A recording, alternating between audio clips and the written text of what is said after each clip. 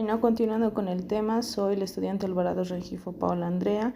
Los integrantes son Ayaviri Tordoya Samuel, Hinojosa Rodríguez Heidi, Serna Álvarez Yulisa. Bueno, el artículo 125 no nos habla que cuando toda persona se considera que su vida está en peligro o es ilegalmente perseguida o procesada o privada de su libertad, puede acudir a esta interposición de la acción de libertad, que esta ya puede ser de manera oral, escrita, ante cualquier juez o tribunal.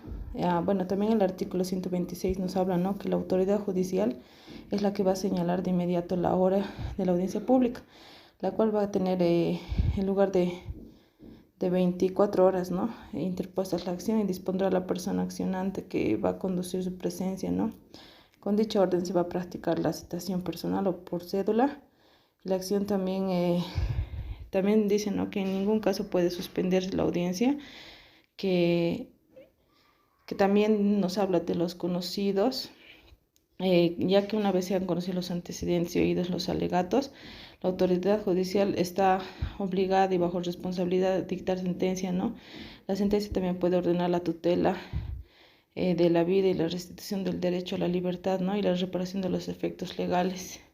También nos habla del fallo judicial, que se tiene que ser ejecutado inmediatamente, ¿no?, sin perjuicio de ello, que la decisión se le va a elevar también continúa con el artículo 127, nos habla que los servidores públicos o las personas particulares que resistan a las decisiones judiciales en los casos previstos por esta acción van a ser remitidos por orden de la autoridad que conoció la acción, ¿no?, ante el Ministerio Público. También nos habla que la autoridad judicial que no proceda conforme con lo dispuesto a este artículo va a quedar sujeta a una sanción, ¿no?, de acuerdo a la Constitución y a la ley. Buenos días, doctor. Soy la estudiante Heidi Hinojosa Rodríguez de la Facultad de Ciencias Jurídicas y Políticas de la Universidad Mayor de San Simón. Los integrantes que conformamos el grupo son Alvarado Rengifo Paola Andrea, Ayaviri Tordoya Samuel, Serna Álvarez Yulisa, Hinojosa Rodríguez Heidi. El tema que vamos a exponer es sobre la acción de libertad, las características y demás. Mencionan de que el habeas corpus en Bolivia hoy es denominado como acción de libertad. En el Código Procesal Constitucional, en el artículo 29, menciona que la acción de libertad podrá presentarse de manera oral. Sobre las características de la acción de libertad son el informalismo, inmediatez y la competencia de conocer el juez o tribunal en materia penal. En el informalismo no conlleva la posibilidad de ampliar la demanda en audiencia contra nuevas personas o autoridades. En la inmediatez, la autoridad judicial señalará de inmediato el día y hora de la audiencia pública, la cual tendrá lugar dentro de las 24 horas de interpuesta la acción.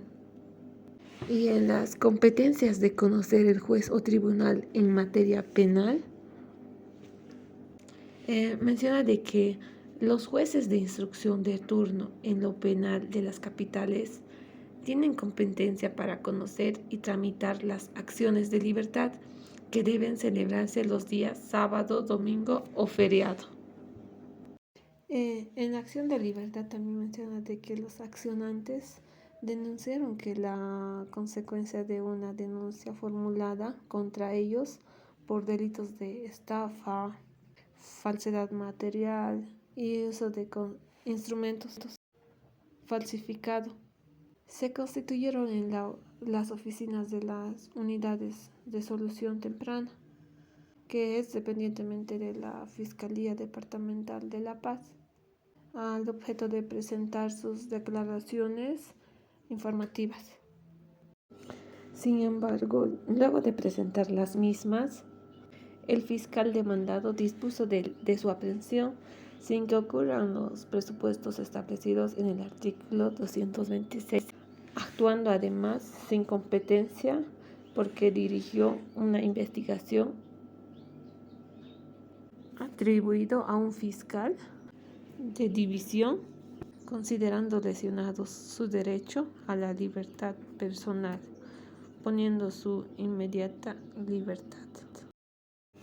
El Tribunal Constitucional Plurinacional aprobó la resolución que denegó tutela, pero antes se pronunció sobre la competencia de los jueces a las acciones de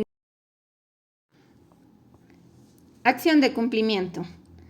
Las características de la acción de cumplimiento es una acción de defensa constitucional, porque al margen de que así esté considerado en la nueva Constitución Política del Estado, sus alcances son proteccionistas y da seguridad a las personas. Es de naturaleza procesal porque para instar este medio de defensa se debe agotar la vía previa, cuyo resultado será la renuencia del servidor o una autoridad demandada.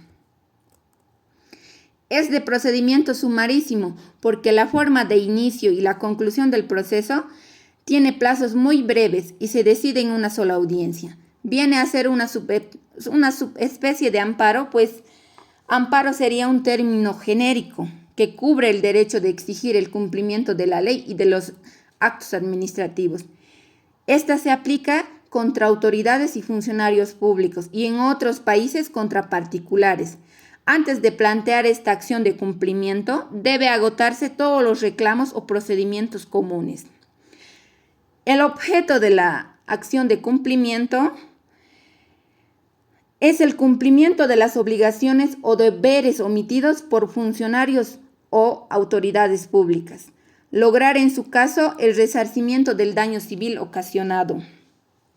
El objetivo formal de la acción de cumplimiento, según el artículo 134 de la Constitución Política del Estado y el artículo 64 del Código Procesal Constitucional, la acción de cumplimiento es la defensa de los derechos constitucionales de las personas naturales o jurídicas, garantizando el cumplimiento del deber omitido por parte de los funcionarios o autoridades públicas, a lo ordenado por la Constitución o la ley. La finalidad de la acción de cumplimiento es obligar a las autoridades, funcionarios públicos a cumplir y garantizar la ejecución de las normas omitidas, amparar y fortalecer al administrado. En la inactividad administrativa de la acción de cumplimiento es importante establecer el tipo de inactividad administrativa susceptible de control mediante el proceso de cumplimiento. Para ello, según la doctrina administrativa, se clasifican en dos. La inactividad formal de la administración existe cuando al cabo de un procedimiento administrativo o consecuencia del ejercicio de derecho de petición por el administrado, los funcionarios, autoridades u órganos de la administración no contestan o resuelven lo que se peticiona, no obstante de existir un deber de hacerlo. Como también tenemos a la inactividad material de la administración. Esta se da cuando fuera de un procedimiento administrativo sus órganos o funcionarios dejan de cumplir un mandato que impone un tipo de actuación. Se genera en un no hacer que es exigido por la ley o un acto administrativo. En otros términos, se constituye en una omisión lesiva en el proceso de cumplimiento y en este caso no se opera el silencio administrativo. Gracias. Muy buenas tardes, doctor. Soy Samuel Ayavi Tordoya. El día de hoy hablaremos de Acción de Libertad, estudiante de la carrera de Ciencias Jurídicas y Políticas de la Universidad Mayor de San Simón. Los nombres de los integrantes de mi grupo son Alvarado Renfijo Paula Andrea, Hinojosa Rodríguez Heidi, Cerda Alvarez Yulitza. Hablaremos de las 8 clases de habeas corpus. El habeas corpus reparador. Se da cuenta que el juez de la causa ordena la inmediata libertad de la persona ilegalmente privada. También dice que la dicha modalidad se utiliza cuando se produce la privacidad arbitraria o ilegal de la libertad física como consecuencia de una orden policial o un mandato judicial. Hablemos también del habeas corpus restringido. Se emplea cuando la libertad física o la locación es objeto de molestia, obstáculos, perturbaciones o incomodidades que configuran la restricción por el cabal de ejercicio. También podemos decir y mencionar que el habeas corpus correctivo. Dicha modalidad es usada cuando se produce actos de agravamiento ilegal o arbitrario respecto a las formas o acontecimientos que se cumplen las penas privativas de libertad. También decimos que el habeas corpus preventivo podrá ser utilizado en los casos en que, no habiéndose concreta la privación de la libertad, existe la amenaza cierta e inmediata de ello ocurra la vulneración de la Constitución o de la ley material. También podemos hablar del habeas corpus transitivo. Ese es una forma de emplear para denunciar la mora del proceso judicial u otros graves de violaciones al debido proceso o tutela judicial efectiva.